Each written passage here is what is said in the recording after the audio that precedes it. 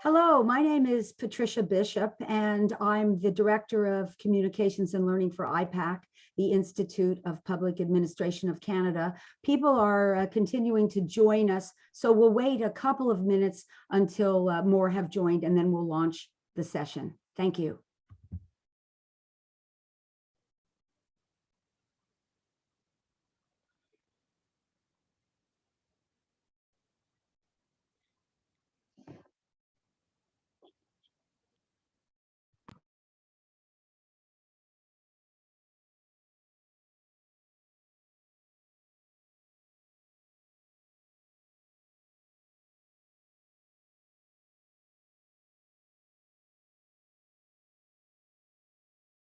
And I can just answer a question that came in terms of a recording. I'm not sure if a recording will be available. However, the article by Professor Jeffrey Roy is freely available online, and individuals will be able to access that article. Currently, it is available. I'm going to wait another couple of minutes. We've got a good number of people in the meeting already, about 60, but we expect many more, so we'll just hold on for another minute or so.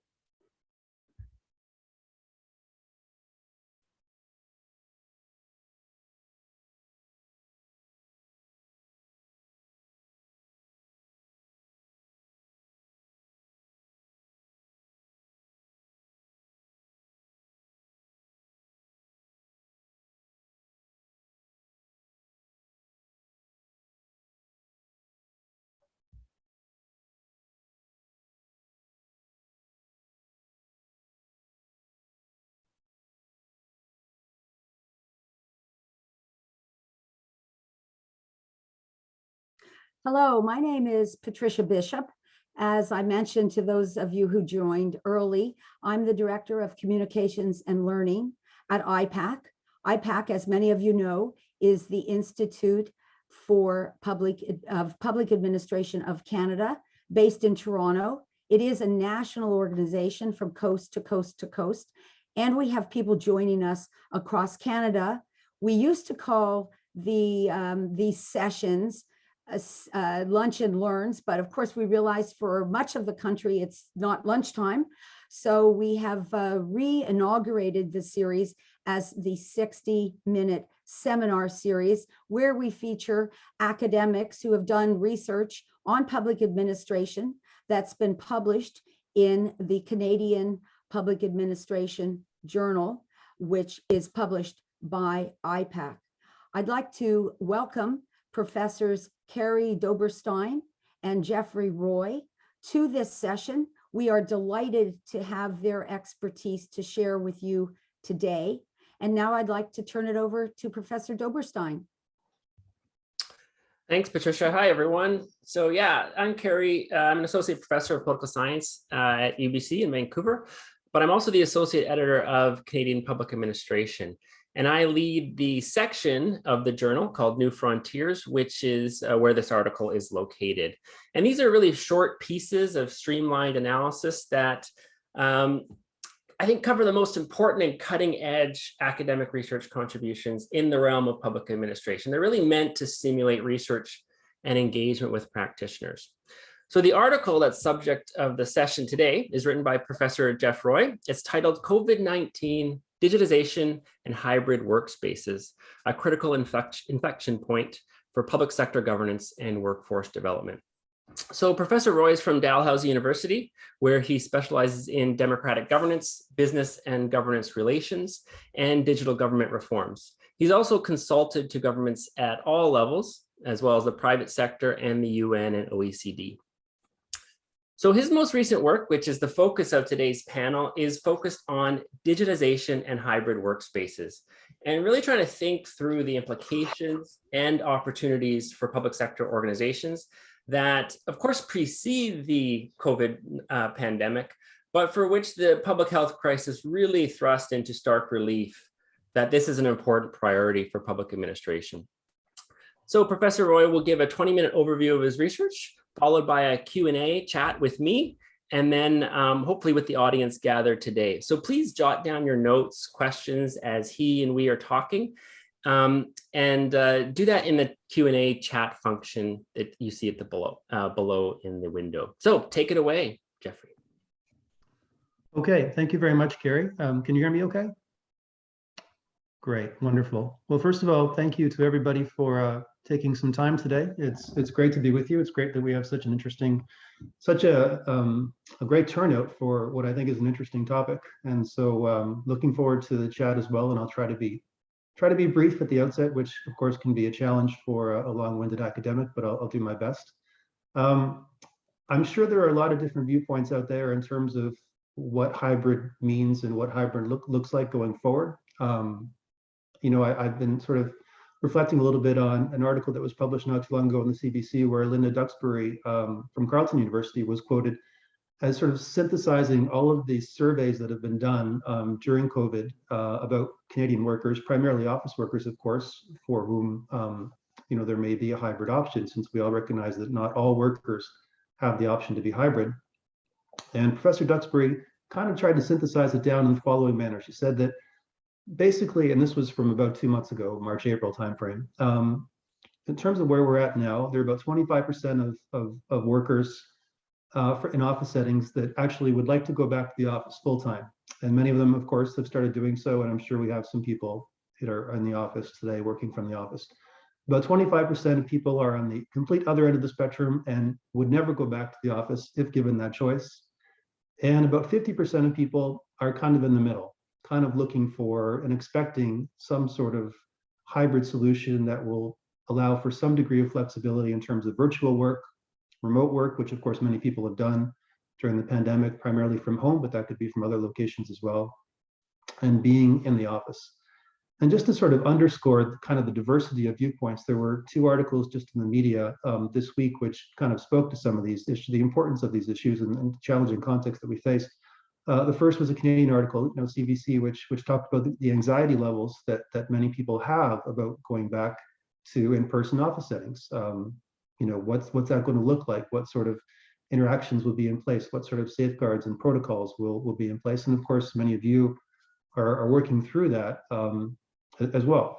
The other article was a little bit more sobering from The Guardian yesterday and talked about rising COVID levels all across Europe right now in the summer and rising concerns about what that looks like for the fall and winter. So while we hope that we're exiting COVID and the worst is behind us, of course, we don't know. And I think the world has changed a lot in the context of COVID and what we can expect going forward. And so the article that I wrote was really trying to sort of situate the notion of hybrid, which of course means a mix of virtual and in-person settings, since nobody's suggesting that everybody should be working remotely all the time in all settings. Although, as just one example of that, Southwest Airlines announced last week that they're completely shutting down their in-person call centers and will allow people, their customer service agents, to work entirely on a remote basis going forward. TD Bank just announced this week a 3-day hybrid work model for most of their office workers, and on and on and on. There are many such examples. But there's also recognition of the importance of why we gather in places and the necessity of human interaction. And so I'm going to start my presentation with 2 quotes, just to give a little bit more context.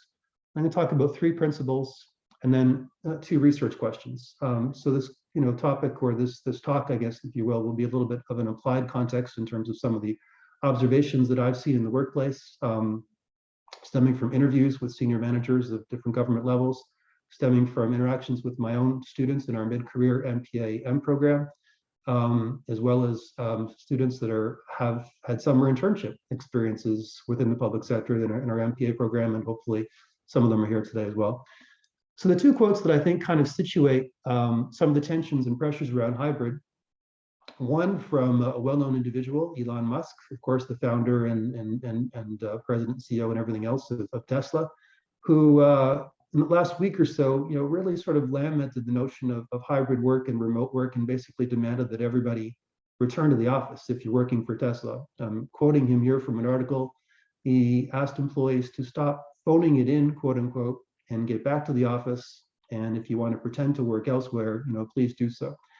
And what's interesting is that I think there are kind of 2 factors to sort of take away from Musk's remark. The first is innovation. I mean, he's one of the great innovators of our time, perhaps of all human history. And he's certainly not the only one to sort of take the view that innovation is driven in large part by people interacting in in-person settings. That's kind of a widely held view in the research and literature on innovation. As you know, as some of you know, as many of you have been working in perhaps, public sector has invested in innovation labs of different sorts in recent years to try and create that collaborative spirit and dynamic. And the other aspect to Musk's comments, I think, which are also very important, is this notion of control. It was very revealing that he acknowledged that he would personally be reviewing and signing off on any remote or hybrid arrangements for workers that had particular circumstances. And so this idea of controlling the workplace and controlling, you know, what people can do and why, I think is kind of pretty typical of traditional management style in a hierarchical sense that we think about in terms of government organizations, large bureaucratic organizations, not just government. The flip side, however, there's been a lot of pushback to Musk and his comments, and a lot of questions raised about, you know, Tesla and their treatment of workers in recent days and weeks as well. So unrelated to Tesla, the pushback, or the alternative viewpoint, excuse me, is from a British executive. Her name is Anne Frank, and she is the chief executive of CMI, which is the Chartered Management Institute. And she was quoted just the other day in a Guardian article, basically taking a complete opposite view.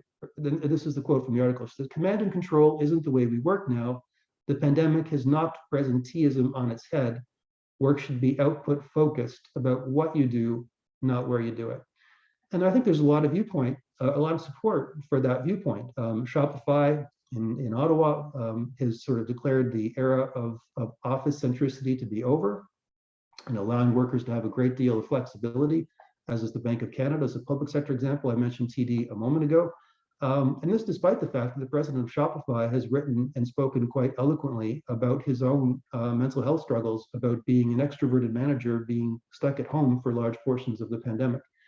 So we see a lot of cross currents out there, a lot of different viewpoints about the nature of management itself, and about, you know, ultimately, I think these notions of innovation, these notions of control in terms of whether people need to be in the office going forward, and to what degree do they need to be in the office. And I think we all recognize that it depends on a lot of different factors, or at least it should depend on a lot of different factors. And so my own bias from this, in terms of this debate, is not really about investigating whether or not we do have hybrid options or whether or not we should have hybrid options.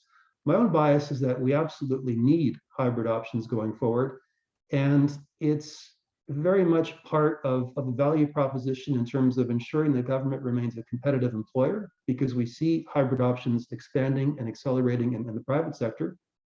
And it's also about creating a more innovative and inclusive workplace. And although I've sort of flagged innovation in my comments a moment ago, I'm actually going to talk a little bit more in a few minutes about inclusion, because I think to me that's the most interesting and most complicated set of relationships that we need to examine, both from a research and practitioner point of view, in terms of the impacts of hybrid on diversity and equity and inclusion in the workplace going forward. So my own particular viewpoint is that we need hybrid. It's happening in small steps. The government of Canada has committed to exploring and embracing hybrid principles, but of course the details are, you know, still remain to be worked out. I was speaking with an associate deputy minister just the other day who commented that in a session with their deputy last week, almost all the questions the deputy received were basically about hybrid arrangements going forward. So this is clearly a top of mind issue, which reflects perhaps why many people are here as well. So in my report, which is available online, as we mentioned, there's a shorter a version of my article. It's been published in Canadian Public Administration, which is freely available online, but there's a longer report as well, which is also available on my homepage at Dal. You're welcome to look at either one, of course. I speak about 3 design principles that I think we need to think about in terms of moving forward with this hybrid discussion and kind of orchestrating what hybrid will look like going forward. The first is differentiation, the second is engagement, and the third is inclusion. And as I mentioned, I'm going to spend most of my time talking about inclusion before we shift to questions. In terms of differentiation, it's just to acknowledge the reality that, as I said at the outset, in terms of Duxbury's segmentation, there are many different viewpoints in terms of what hybrid should look like. There are many people with different personalities, different job requirements, different home life balance, that sort of thing. And also there are many different organizations across the public sector, as you well know, departments and agencies that have different mandates and different operating styles. And so from my point of view, we should very much be embracing a differentiated perspective and allowing some degree of experimentation. That being said, as is always the case in digital government, and I situate this in my longer report in terms of how this kind of fits in the literature of digital government, where there have always been tensions between centralized coordination, government-wide solutions, government-wide infrastructure, for example, thinking about security issues around hybrid is very much a government-wide issue, and more flexible autonomy for individuals and organizational units. So this notion of differentiation is quite important. And I think to the government of Canada's credit, as just one example, there's been some acknowledgement of that and some allowance for departments and agencies to kind of devise their own hybrid models. And I think we've seen that in some of the larger provinces as well, in terms of Ontario and BC, as other examples that come to mind. In terms of engagements, this I think is a little bit more mixed in terms of the feedback that I've had from public servants in doing this research in the past year or so. There's kind of a feeling that notwithstanding my first comment, I realize there's a bit of a contradiction here. A lot of the messaging around hybrid has been generally top down. You have deputy town halls or ADM town halls where there's kind of a communication update and there's Q&A. But generally, there's a little bit of sense of a frustration, particularly around mid-level managers, that they're not sort of plugged into these conversations and don't have as much autonomy to be devising what hybrid looks like going forward. So in the midst of COVID, I think a lot of managers benefited from flexibility, but also felt the stress, if you will, of trying to devise hybrid solutions on the fly for their own teams, but also having to respond to senior echelons of the organization, which generally, in my perspective, from my research, are most inclined to want to get back to the office, or are most inclined to sort of be more wedded to traditional notions of in-person presenteeism. And the reason for that is nothing to do necessarily with being critical of these individuals, but it's because it's reality that they've known through most of their careers. Large organizations have functioned in sort of an office type setting that's often been reinforced by central agencies, ministerial offices, so deputies and ADMs have kind of this culture of working in person. And so this kind of notion of top-down imposition of viewpoints is something that I think is something that we need to be very careful about. And certainly there's an appetite for more employee engagement. And of course, there are examples as well of as I mentioned, in terms of the deputy town hall last week, which is at least an example of listening to employees and wanting to kind of think about devising hybrid in a bottom-up manner. The third principle, inclusion, is, as I mentioned, the most complicated and, in my view, the most interesting in terms of what it means for the future of the public sector. So the literature is complicated, and there's a lot that's being written on whether hybrid improves or lessens inclusion. And I think a lot of it comes down to the potential and the realities of what hybrid means in action. So there are three ways in which hybrid can potentially improve inclusion, but there are no guarantees this will happen. The first is it simply expands the geographic scope of recruitment. So some of you may have seen, there's been some anecdotal reporting of job postings in the public sector that don't require people to actually be in the office full time, that allow for some flexibility in terms of work location. So this potentially expands the scope of the workplace of candidates that government departments and agencies can think about recruiting. Secondly, it creates more flexible, diverse career progressions for traditionally marginalized minority communities by lessening the notions of presenteeism that have traditionally been based around male Caucasian workplaces historically. And thirdly, it facilitates new forms of interactions and community building by lessening barriers and creating broadened acceptance for diversity in virtual settings as well as in person. So I think one of the interesting aspects of life during COVID and the pandemic has been a lot more virtual sessions, a lot more community building, a lot more conversations that happen virtually. And this can be kind of leveraged as a way of ultimately strengthening the awareness and importance of diversity and inclusion in the organizations. Now, whether or not this happens, whether or not that potential actually plays out, depends quite a bit on what hybrid looks like and how it is pursued. And if we're going back to sort of the kind of Elon Musk notion of hybrid as an exceptional arrangement, to me, I think that creates the danger that it then kind of reinforces the sort of workforce inequalities that have always been there, rather than kind of creating more opportunities for people to work in different ways and be plugged into office conversations, be plugged into decision-making processes, both virtually and in person, and in some mix of both. So I think there are two broad research questions that sort of come out of this notion of inclusion and how we need to investigate this more going forward, because of course these are early days. We're still in the midst of the pandemic, and we'll see what organizations ultimately the choices that they make. The first question is, to what degree are workforce inequalities intertwined with physical proximity and notions of office presenteeism? Sheryl Sandberg famously talked about the culture of busy bastards in large organizations, both private and public, where you need to be seen by senior leaders to sort of be recognized as doing work. Is that changing? What does that look like in terms of a virtual context? And the second question is the gradual and uneven emergence of hybrid models one that widens or narrows inclusion? So we know there's not going to be an embracement of inclusion across the board. We know that, an embracement of hybrid across the board. We know that organizations are kind of experimenting with hybrid at different speeds. And so ultimately, what will be the impacts on inclusion going forward? And to answer these research questions, we really need to be thinking about collecting data, first and foremost in a quantitative way, about the time that people spend in the office, the time that people spend working online. That, of course, raises some questions about how you do that, about surveillance, about the tools and techniques for doing that. From a research point of view, it's important to sort of map out where people are spending their time, how they're engaged, what sort of activities they're doing both online and in person.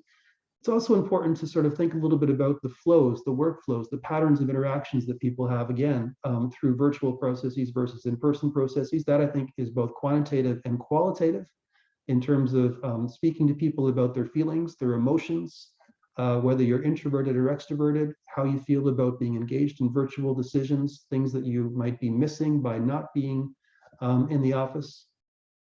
And I think there's a great opportunity to really undertake some very important case studies to try and tie together these quantitative and qualitative research elements and try to better understand ultimately how this new mixture of hybrid, of in-person versus virtual, impacts both individual and collective performance outcomes. And I think we all recognize that if you sign up to work for an organization, you have collective responsibilities to that organization. And therefore, the notion of hybrid likely necessitates that there will be value in in-person processes. But the research suggests that that notion of in-person is very much changing. And ultimately, this, I think, to go back to the second quote that I started with, the notion of work is what people do, and being more output-oriented, being more outcome-oriented. We need to think a little bit less about sort of controlling where people work and much more about operationalizing and trying to measure how people work and the objectives that they're trying to achieve, and empower those individuals a little bit more to make the decisions about where they work, when they work, how they work, particularly for younger people, of course, who have that more seamless interaction with technology and have kind of emerged through the hybrid experience, both at university and into the workplace during the pandemic, and the expectations that they have going forward that will remain the case.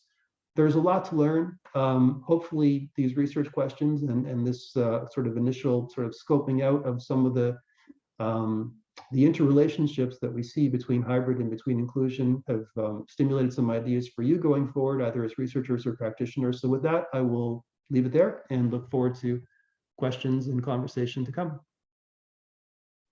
Great, thanks very much, Jeff. Right on time too. So we're going to kick off the Q&A here, and I do really want to hear from you in the audience. These issues directly affect you. I'm certain you have insights to share and questions to pose. So I'm going to handle the first few questions with Jeff, but type your questions in the Q&A function and we'll try to get to as many as we can in this hour. So Jeff, I'm wondering if you can lay out in maybe more detail your sense of kind of the theoretical or even observed benefits of hybrid in particular, not so much, the benefits, as distinct from full-time work in the office and full-time remote. What is the sort of, thinking on as a path of work hybrid, some in person, some elsewhere? Is it that it sort of breaks up the work week in terms of allowing for some autonomous time while also balancing that with the sort of cooperative work at home? Is it, fewer unproductive meetings scheduled? Is it something about an employee control? Like, can you elaborate on hybrid as a particular form and its purported benefits? Sure, that's a great question. And I think the benefits of hybrid, really have a lot to do with individuals and their particular work styles and their particular job requirements, as well as many different personality traits. Going back to 2012, there's an article that I had cited quite some time ago from 2012 that the province of BC published on the new workplace, which was kind of situated as kind of their framing of digital government, and the potential that virtual work models could improve productivity and collaboration. And one of the messages that came out of that report, and this is over a decade now ago, or roughly a decade or so ago, was that over 50% of BC provincial public servants identified that the office cubicle, their office or their cubicle, was not the most productive place for them to accomplish work.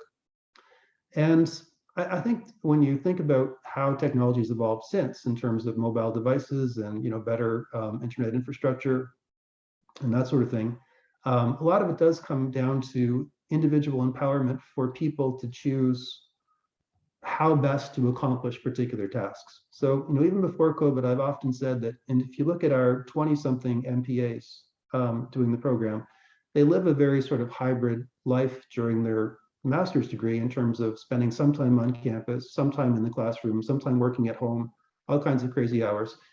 And then many of them go into a government setting, again, this is pre-COVID, and they're sort of brought to their cubicle and said, and told, basically this is where you're going to work from 8 to 4, 9 to 5, whatever the case may be.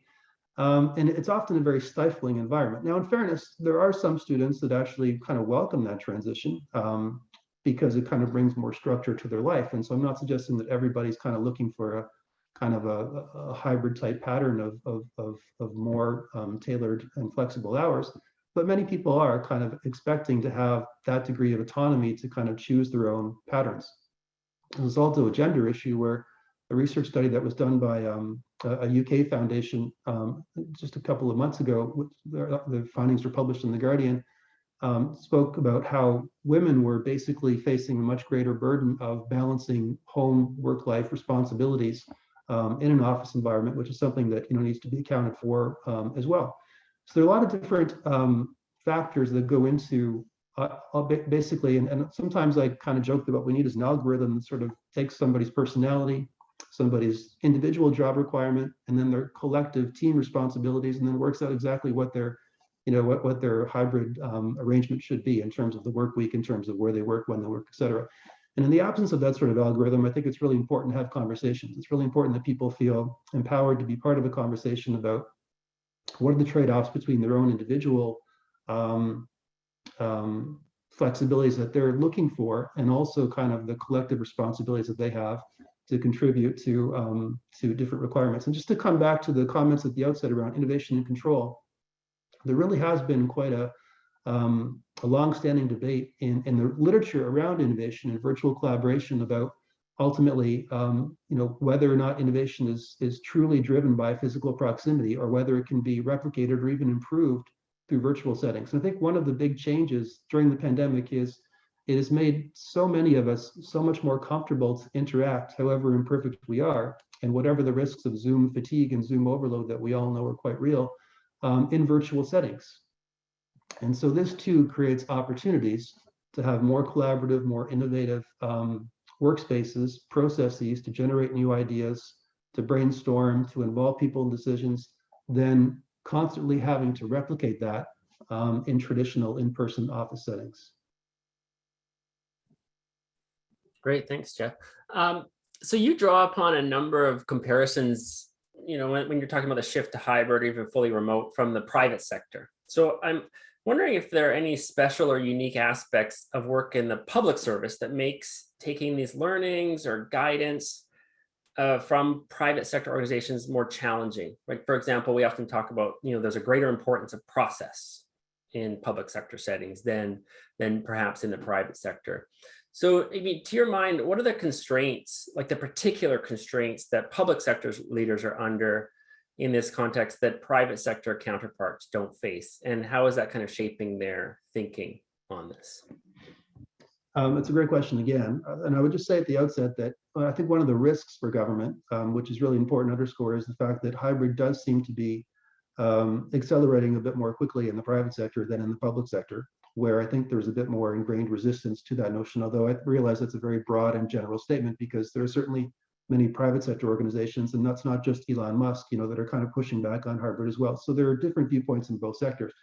But if you look at the technology sector, the retail sector, banking and finance, these are all sectors where there's a fair bit of overlap in terms of the management communities and people kind of going back and forth to one sector or another. So my point being that government is often competing with those sorts of organizations for senior leaders. For example, the recent appointment of the new Government of Canada's CIO from Air Canada is just one of many examples in that regard. I do some work in the realm of national security through Public Safety Canada on an advisory board, Transparency Advisory Group. And we see the very intense recruitment and retention pressures that Public Safety Canada and national security agencies face, particularly in technology skills, but also in a broader range of skills. And that competition with the private sector is very important. Now, to your point, there are two kind of obvious and very important differences that I think will complicate a little bit how hybrid plays out in the public sector. The first is that the greater degree of unionization and labor relations in the public sector than is the case in much of the private sector. So I think involving the unions in this conversation is something that is extremely important. And I think the unions themselves, although again, generalizing here a little bit, have generally had to adapt to the pandemic like everybody else. They also recognize that there's opportunities here for greater flexibility for their employees, but as you noted, there are also concerns around process, concerns around fairness, concerns around some sort of underlying guiding principles for what this means in terms of, for example, the Ontario introduction of right to unplug legislation as just one example of what I think we're going to see much more of going forward in terms of thinking about new workplace realities. And the other reality is kind of the overlaying of the political in the public sector that we don't often see, where of course we don't see in the private sector in the same way. And just the other day I was watching the news channel at lunchtime, and I saw, and I thought this was great timing for this presentation, I actually saw hybrid be the topic of conversation in the House of Commons in question period.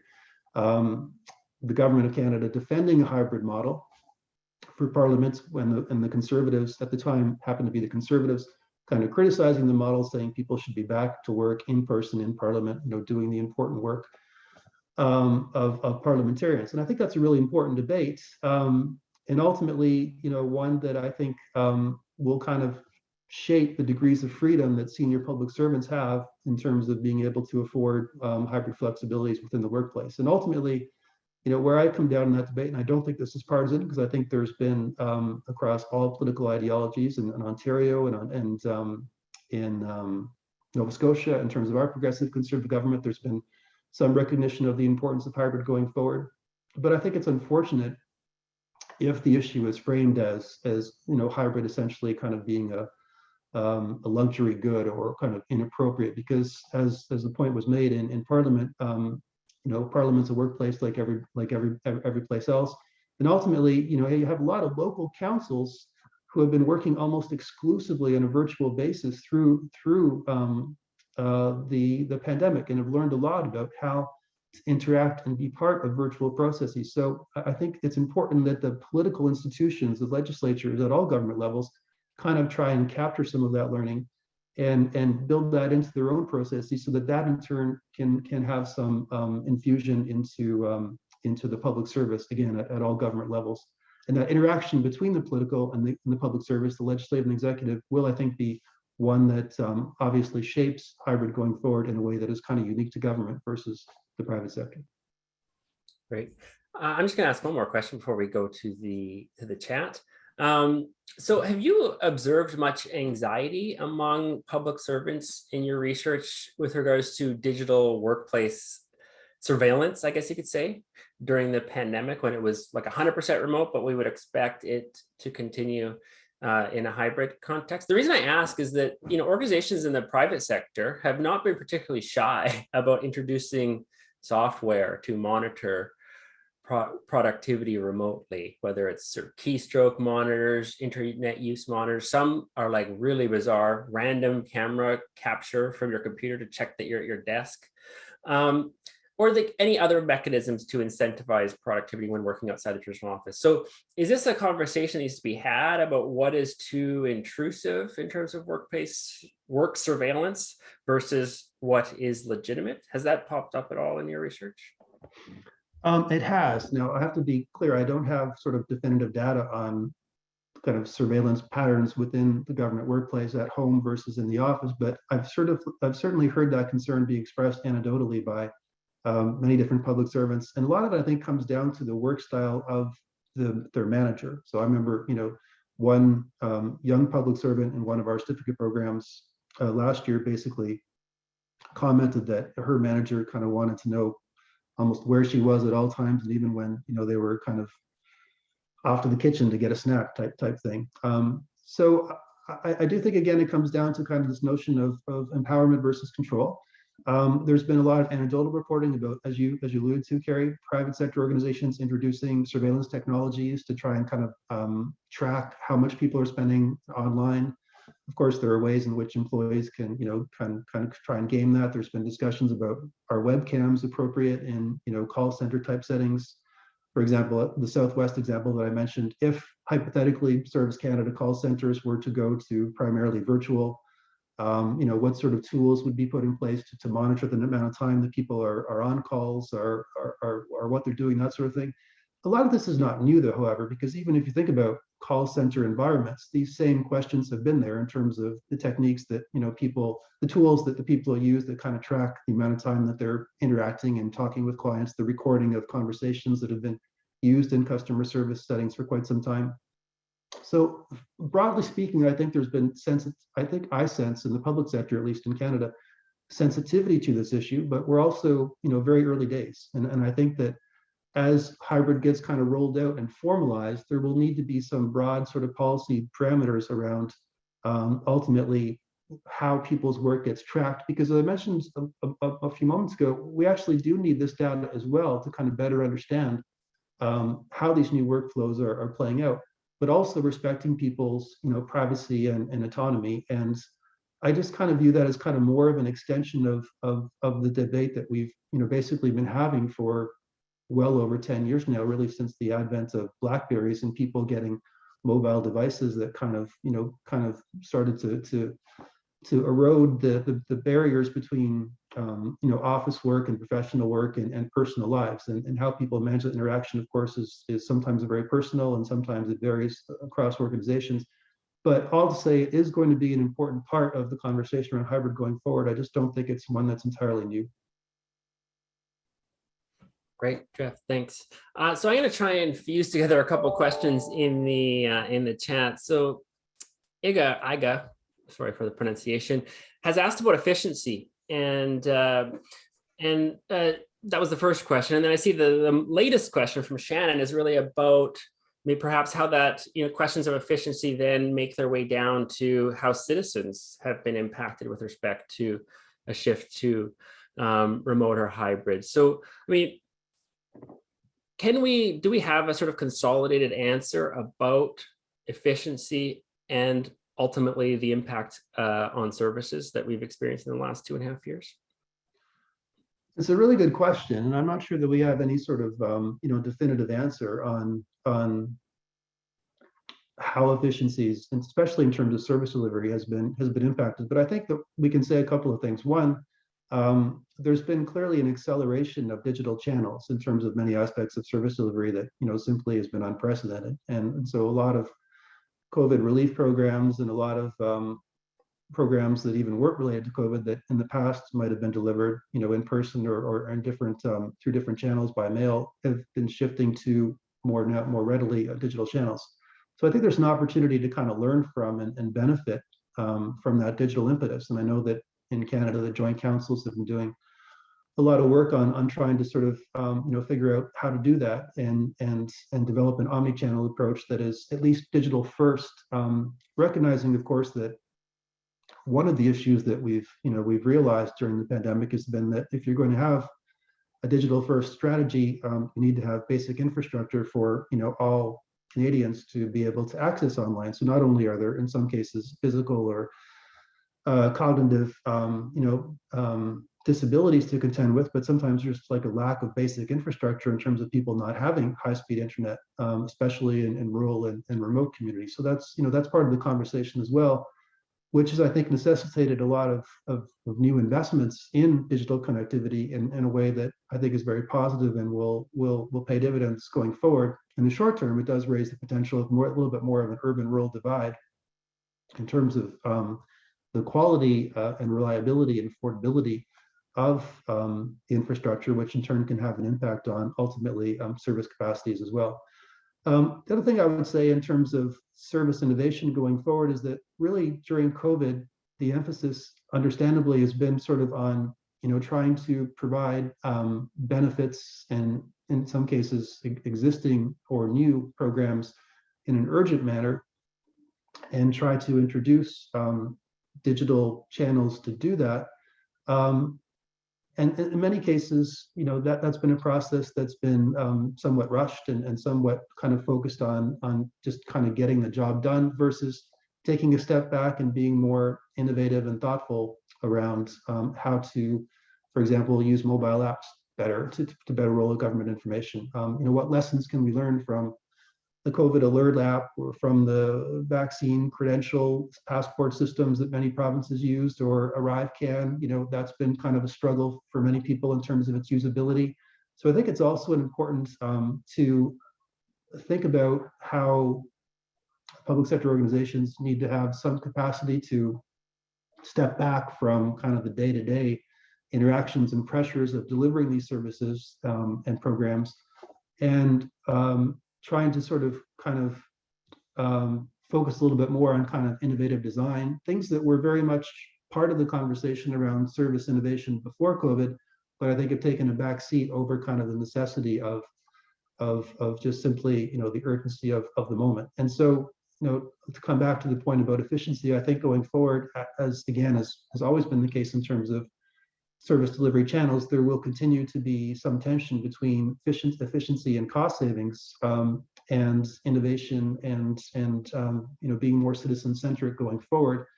But hopefully there are some lessons learned from the COVID experience that we can draw from to kind of better emphasize digital as kind of a way of achieving some cost savings that can then be kind of reinvested, reallocated into more service innovation capacities as well. Because as we know, digital government has never really been very much about efficiency and cost savings. I mean, there are some pockets of cost savings. CRA comes to mind in terms of getting more and more people to transit online tax filing.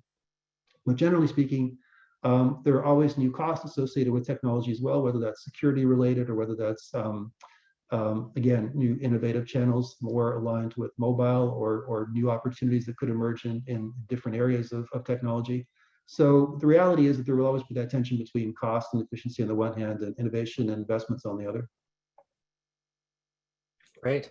So I'm going to try and fuse again two questions, one from Ezra and one from John. So Ezra talks about a long career in the OPS,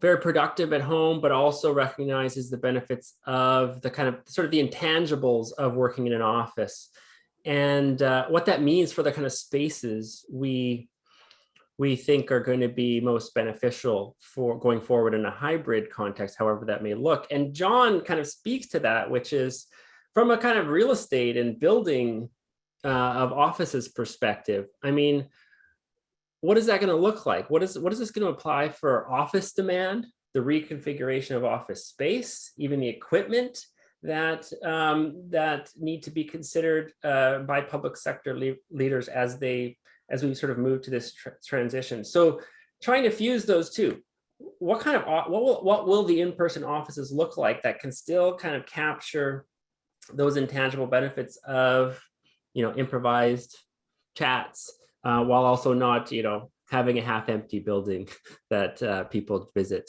3 times a week? Sure, it's a great question. Thank you. On the first point about what people kind of miss by not being in the office, I think there's broad recognition that there's a lot of informal learning, especially for newer recruits. There's been some anecdotal reporting and case study about how organizations have struggled with onboarding new employees during the pandemic in a primarily or even exclusively virtual manner. So when I kind of reflect on the experience of our students, again, the 20-somethings in the MPA program, we've actually been pleasantly surprised by the quality of the experiences that the students have had in largely virtual internships last year versus this year, where it's a bit of a mixed bag. Some are virtual and some are in person. And although, you might think that the risks of some of the young people being working virtual, are that they feel excluded and they feel kind of a little bit isolated and not part of the organization. That's really not all been the case. There's really been a tremendous effort on the part of organizations made to involve them in virtual patterns. But again, this summer in particular, we're seeing more of a mixed bag where many students have had the opportunity to go back to in-person settings. And there's no question that when I think about, my own time as a student, as an intern, as a co-op student, a lot of the informal learning and the mentorship that occurred, and even in my academic career, being in an in-person setting is something that is a little bit challenging to replicate in a virtual way, even though I think we're learning how to do that in a manner that's more effective. So in terms of the second part of the question, what the office looks like, I think what's so interesting about this is that if I take the government of Canada as an example, I've often spoken in the past about how when I was in Ottawa, in the early days of e-government, there were very kind of bureaucratic, bland, boring type office buildings in much of Ottawa, where the CIO office was located versus, again, more recently and before COVID, the relatively new building just across the street from the National Arts Centre, which is very vibrant, it's very modern, it's very open and collaborative.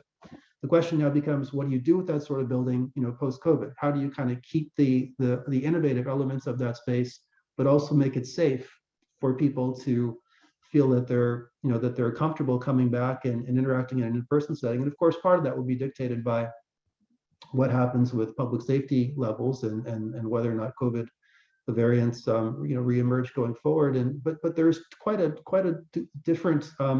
differentiation of people's anxiety levels, as I spoke to earlier on, which also needs to be accounted for. And so, there's been even some experimentation before COVID about more flexible workspaces where people don't have permanent offices necessarily, but they can kind of book offices on a basis when they need it.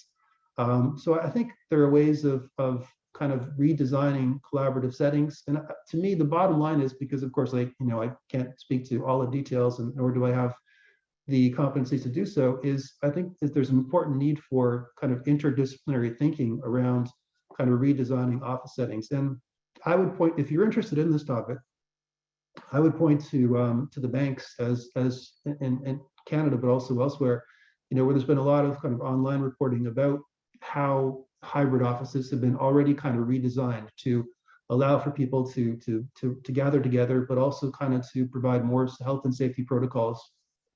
And my worry in the public sector is that if understandably we put health and safety first, and we kind of think about safeguards about plexiglass and safe and social distancing and directions that people walk, that sort of thing, we kind of risk sort of stifling some of the innovative aspects of organizations that governments and all organizations have been trying to nurture, prior to COVID. So it is a balance. I know that the Bank of Canada has done some experimentation in this regard as well in terms of redesigning their office settings.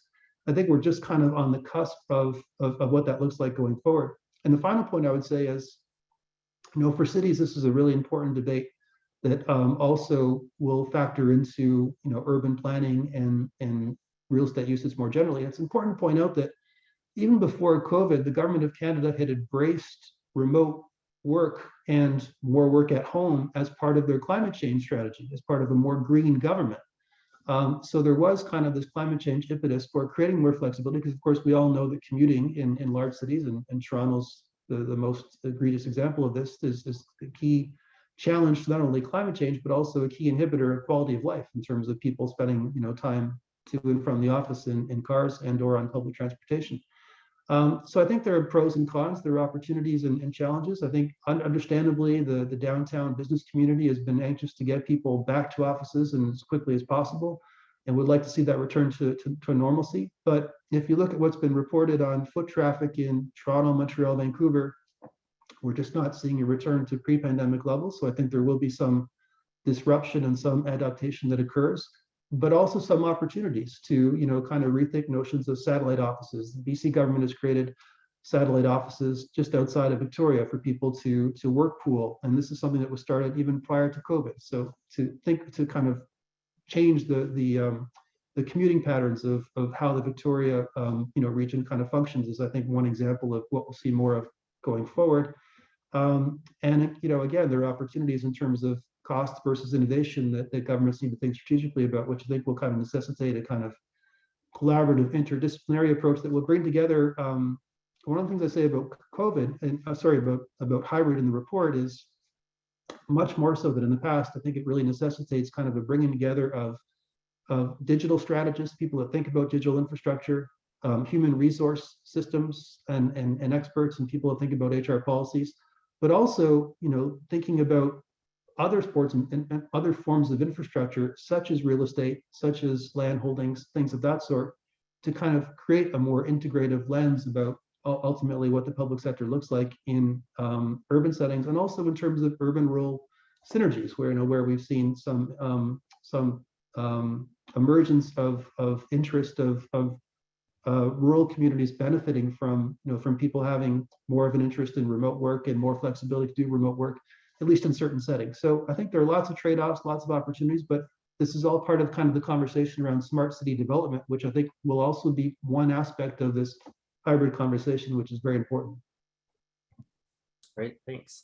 So I think there's a couple of themes that unite a number of the remaining questions, and that is around sort of starting with Robert's initial comment about really a really positive experience, it seems, with the shift towards remote or hybrid, with the meeting software, apps, and tools that really help their team work well together. And one of our anonymous attendees below says, however, in different contexts, managers have a bias that, if they're not seen, they're not working, right? And so further to that, even on the unique experiences of employees, we have another anonymous attendee saying, look, people have immunocompromised family members. That will shape how they will reflect upon their ability to pursue hybrid work or go back into the office. And so to me, that speaks to the differentiated experience that you've been talking about all across the public sector. So how do we resolve this, other than the algorithm you mentioned earlier that could sort of piece together a solution for each team? I mean, is this about training managers to look at these issues in a more progressive kind of way, sort of from the top down, or is it really about engaging with employees, sort of seeing where they're at and devising these strategies in a very personalized kind of way?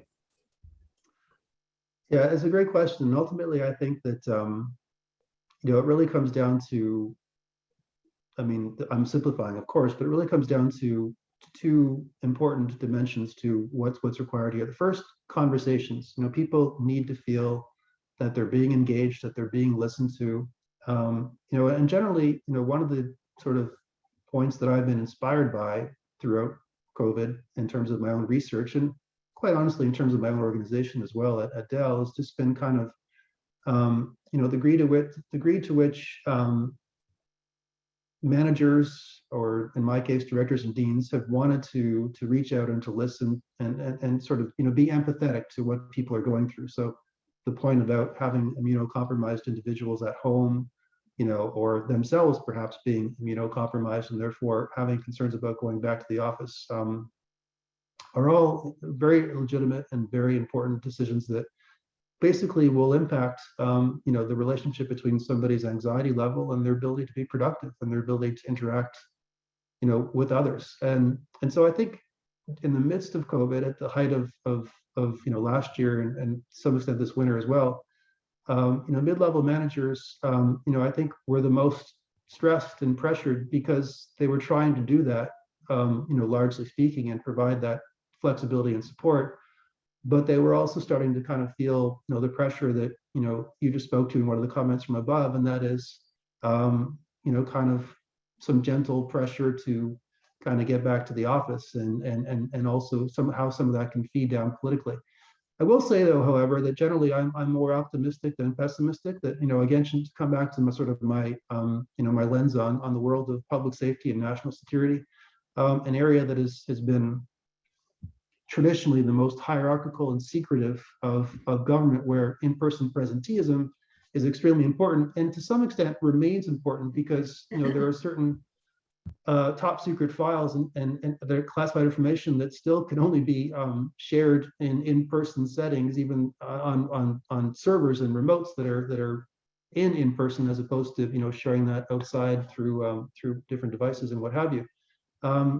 But even in that particular aspect of the federal government, there's tremendous awareness and sensitivity to hybrid realities, and to trying to commit to a hybrid model going forward, and allowing that empowerment to occur. One example comes to mind of one of my students doing an internship with Public Safety Canada, but it's not just internships, it's at all levels of the organization where that flexibility has been embraced to some degree. And so I think it's really important to kind of build on the lessons learned during COVID, to lean a little bit more to, going back to my two quotes at the beginning, to kind of the world of empowerment, to kind of, a world where we presume that, especially in terms of professional workers,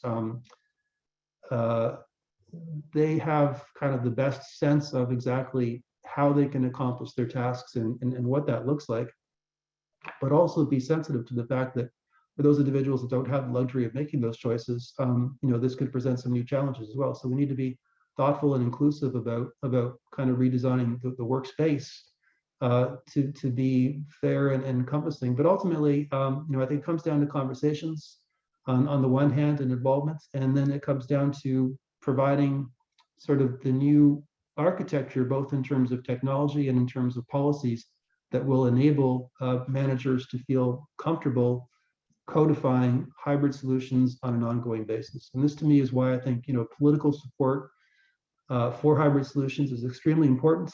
And kind of ultimately the deputy experience. Will the deputy ministers of the future, starting now, of course, and I think it's a mixed bag right now. I'm not suggesting all deputies are kind of one view or the other, but in terms of the operational aspects of government, deputies set the tone. They're responsible for managing, quote unquote, the organizations. The signals that they send in terms of embracing hybrid or not are going to be extremely important in the near term, and ultimately embedding experimentation, or kind of reverting to a mindset where hybrid will be embraced only as an exceptional basis, for reasons that I think will then lead to a bit of a marginalization of hybrid, and will kind of reinforce inequalities and lessen inclusion, rather than kind of leverage the benefits of greater inclusion that I spoke to earlier on.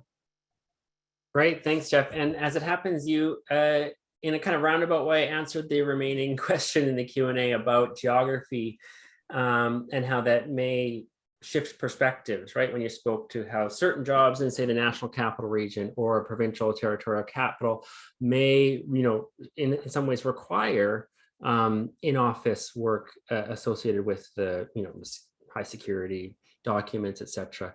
And so that is no doubt shaped by geography. So that's all the time we have. I need to thank Jeff for not only writing this great paper, but also lending your time to share some more insights with us throughout the day. I'm going to hand it over to Patricia for some final words. Thanks, Thank you, Carey. Carey. Thanks very much to you, Carey, and to you, Jeff. You provided an elegant summary towards the end. I think one mark of an excellent session is that one does emerge with many more questions. I wish we had more time to go into this in more detail, but suffice to say, we will be having, IPAC will have more sessions like this. To answer some questions we received from the audience, the video will be available, the video of this session will be available on the IPAC website and IPAC YouTube. And of course, as I mentioned earlier, the article by Professor Roy is currently available and it is free to access. I'd like to thank the audience for attending. I'd like to mention that if you're not a member of IPAC, you might consider joining. To this session obviously was free, but we have many other sessions that are unique to members. So it might be something you wish to explore. We also have a feature called institutional partnerships, where your ministry or your department may be interested in buying a partnership that would involve a number of you and your associates. And in closing, I'd like to encourage everyone to attend IPAC's 75th anniversary annual conference, which will be held in person and virtually at the Toronto Weston Harbour Castle from September 7th to 9th, 2022. And some topics will include the world of work, continued discussion about hybrid work and the demands of employers and how they meet the demands of employees. As well, I'm happy to say we will have UN Ambassador Bob Ray as a keynote speaker. We are also delighted to announce that Peter Mansbridge will conclude the event on Friday, September 9th. As well, we have Sashi Curl, who is the president of the Angus Reid Institute. I'm also pleased to note that Deloitte is a platinum sponsor for this event. So please consider attending, and thank you very much for your presence today. Bye for now.